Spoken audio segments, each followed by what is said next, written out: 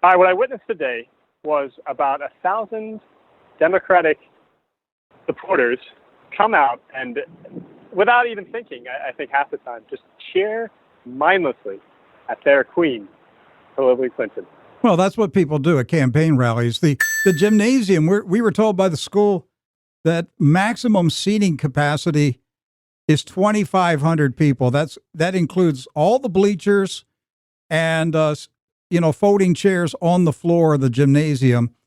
What you said, 1,000 people? Is that your estimate of the crowd attendance? Yes, that's my estimate. About 1,000 people. So she didn't even have 50% of the gym full today. They actually closed off part of the gym. They made it look like banners were the walls, the back, but actually there were large sections of the gym they didn't have to use or couldn't fill, rather. And it's really important to note this was a child registration day for the high school here. So a lot of the volunteers, a lot of the people who showed up were actually there to register for school. How do you know that? When I first got here at 9 in the morning, I was going around, looking around, and talking to everyone I could. And I found just all these kids everywhere. I was asking, hey, what are you doing here? They're like, oh, it's registration day for school. But our teachers, they told us we should volunteer at this political rally. I was like, do you know who's speaking? They're like, no, we're just volunteering. Wait a minute. You're saying the high school students who were registering today told you that their public school teachers told them they should attend the rally? Yes. And a lot came in attendance. A lot of the teachers actually came in attendance also. So a lot of the people, I mean, first of all, it wasn't even half full. And then among the people who were there, a lot of them were school teachers and students. Yes. I would say a lot of them were immigrants from the area, too. I would say about a quarter were students. About a quarter of the seats were filled with immigrants? Yes, immigrants and students. Was Sadiq Mateen there? No.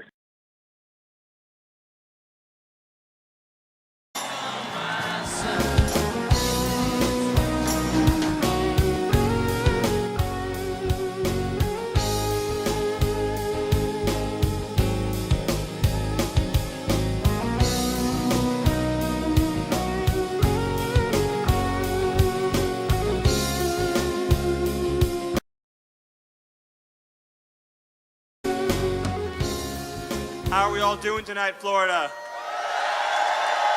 You know, it's always so exciting when we get to come to this state where the primary really, really took off in a major way. And of course, this is Donald Trump's second home that he loves so much here in Florida. And I believe that it is going to be the state of Florida that sends Donald J. Trump to the White House.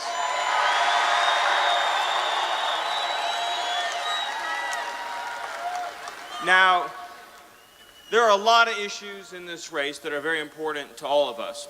Recently, Donald Trump gave a speech in Detroit you may have seen about the future for our economy. And in that speech, he said that the biggest hoax in politics today is the pretend claim that our unemployment rate is 5%. Right.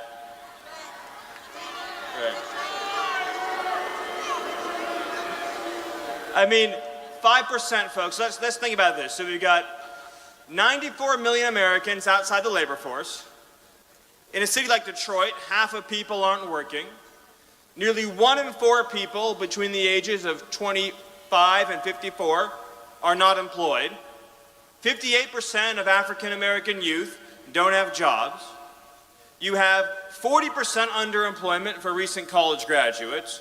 And on I could go. You've seen another 12 million people added to the food stamp rolls under Obama, but the unemployment rate is 5%, right?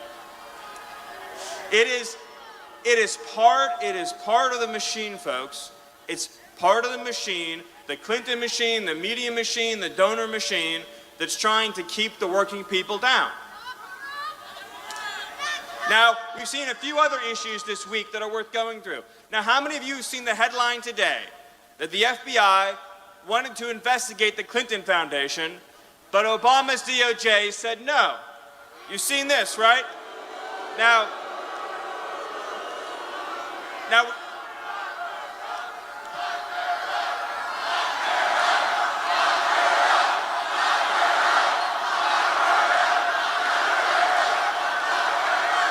of this crowd. Now, we also learned from a batch of emails that was released this week by court order about more pay-for-play scandals at the Clinton Foundation, right?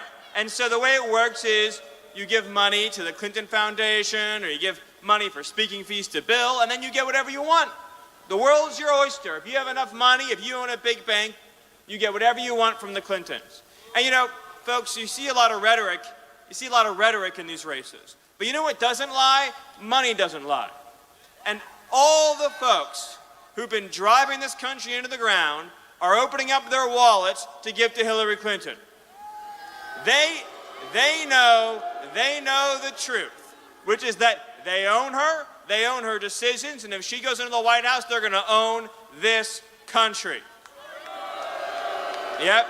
Now, we'll never really know the full extent of Hillary's corruption because she deleted those 30,000 emails, right? Now, let me ask you a question. It's a very simple question, but you won't see it asked very often. Do innocent people delete 30,000 emails? Do innocent people burn evidence? No. Innocent people don't. The reality is that people who delete 30,000 emails, destroy the evidence, wipe the server, melt it all down, are people who are guilty as sin. And I have a feeling, folks,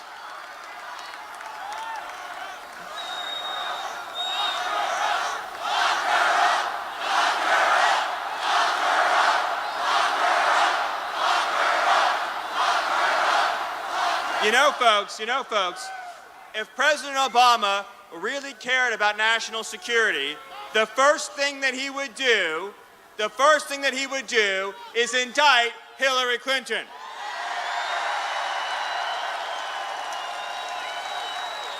You know, I have a feeling, folks, I don't think that the good and decent people of this country are going to put into the White House a person who sells favors for cash as Secretary of State, who illegally stores her email on a private server, putting at risk the lives of every person in this country and the lives of every person overseas who is helping this country. They're not going to reward with the highest office in the land someone who was given the office of Secretary of State and abused it beyond anything we have ever seen in the history of this country. How can you say you're qualified to be president when, as Secretary of State, you violated the law, risked our security, and nearly burned the entire Middle East to the ground? You know, I mean, think about what the world looked like before Hillary Clinton became Secretary of State. We weren't even talking about ISIS, were we, folks? No. You know, and Iran didn't have $150 billion, and Iran didn't have $400 million in ransom either. Libya had turned over their WMDs to the United States and was basically in a state of cooperation. You had Iraq beginning to become a bit more stable. And of course, Syria wasn't torn and engulfed and suffering in this brutal, awful, terrible civil war. Hillary Clinton's record really, I would argue, makes her the worst Secretary of State in the history of this country. And there's a lot of young people out there who want to have hope in the future. They dream of a future where we're not mired in these horrible wars, where terrorism isn't spreading across the world, where people don't have to live in fear, whether it be fear of poverty, or fear of violent crime, or fear of terror. But all Hillary Clinton will deliver for this country is more terrorism, more crime, more war, more poverty, more suffering. You know, and frankly, folks, that's one reason why I think that Jill Stein is actually going to get a lot of Hillary Clinton's votes. Because I don't think that the Democrat base is going to vote for pro-war, pro-Wall Street, pro-TPP Hillary Clinton. And I will tell you this, though. Democrats and independents and Republicans who want to bring this country back are going to line up and vote for Donald J. Trump.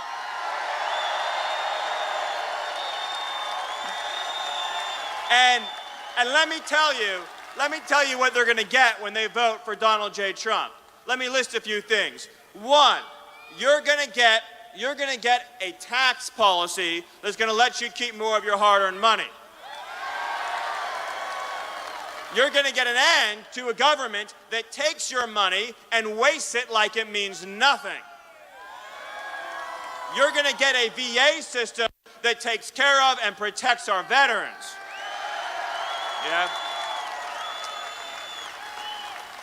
You're going to get a president who's going to protect Social Security and Medicare and not let it be destroyed by an open border. You're going to have a president who's going to reform our regulations so young people with dreams can start a small business and create jobs in their community. You're going to have a president who's going to change our energy policy to unleash an American energy revolution that's going to make energy cheaper, that's going to make electricity cheaper, that's going to make our manufacturing more competitive because the price of energy will go down, and it's going to bring trillions of dollars in wealth into every community in this country. Let me tell you what else you're going to get. You elect Donald J. Trump, folks, and for the first time in your life, you're going to have a secure border. For the first time, folks, for the first time, the wait will be over. You're not going to have to wait anymore.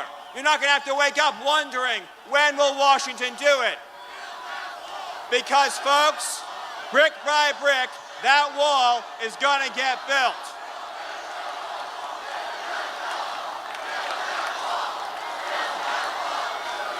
And you know what's going to happen? You know what's going to happen when he builds that wall? The drugs aren't going to come in and hurt our children anymore. The cartels aren't going to stream across and terrorize our communities anymore. Innocent people aren't going to be victimized horribly by human traffickers anymore. We're going to have a situation on our border that isn't mired in violence and chaos. We're going to have a border that is fitting the United States of America, a border that makes us proud of our country. That's noble, that's decent, that's compassionate. Let me tell you what else you're going to get when you vote for Donald J. Trump. You're going to get a trade policy that keeps jobs and wealth and opportunity right here in America. The TPP, the Trans-Pacific Partnership, that's not going to happen. NAFTA is going to get renegotiated. China is going to follow the rules. And American workers aren't going to be in a race to the bottom with countries that have no labor protections, no environmental protections, and that just drive down wages and reduce living standards right here in America. Folks, the American worker shouldn't have to compete unfairly with workers in foreign countries earning pennies a day, being subsidized by central governments, cheating, dumping products, manipulating their currencies. We need to have a rising standard of living in America. When Donald J. Trump says he's for America first, that means every single trade deal that goes onto his desk will face one test, and it's this test. Is this trade deal good for the American worker? You know, folks, it's not that complicated, or at least it shouldn't be, but our politicians in Washington just don't get it. They see the trade deal and they ask themselves, will it be good for China? Will it be good for Vietnam? Will it be good for Colombia? They never ask the simple question, will it be good for the people in this room? But Donald J. Trump will never, ever, ever forget who he works for, and he works for all of you. He has no special interest but the people in this room. And most importantly, folks, most importantly, Donald J. Trump wants to make sure that every American child today can grow up in a country where their needs come first, where their hopes and dreams can be realized, where they can live free from the scourge of crime, free from the horrors of terrorism, and liberated from a political system that today serves only the wealthy and the powerful. When Donald J. Trump's elected president, folks, every kid in America, including the kid in the poorest community with the least money, will have their needs put equal to the needs of every single powerful lobbyist in Washington, D.C. It doesn't matter if you have a penny to your name or if you're Warren Buffett. It doesn't matter. If you're an American and Donald Trump is president, he's not going to ask you how much is in your bank account. He's going to ask you, are you an American citizen? Because if you are, I'm going to fight for you. Again, we shouldn't even have to be in this situation. It's a tragedy and a travesty that we've gotten to the point in America where our own leaders and our own government don't believe that American citizens ought to come first in their own country. Where they allowed trade deals and economic deals and immigration deals to reduce the standard of living for Americans, to put Americans last in line, whether it be last in line for college or last in line for a job or last in line for security. On the first day of Donald J. Trump's presidency, you're going to be in the front of the line again. And so, folks, in closing, I'm going to ask you one more question. And it's a simple question. But I want you to answer it with such force, with such strength, and with such volume that crooked Hillary can hear you. And the question is this: are you ready to give your last ounce of strength to send Donald J. Trump to the White House? God bless you. God bless this state. And God bless the United States of America. Thank you.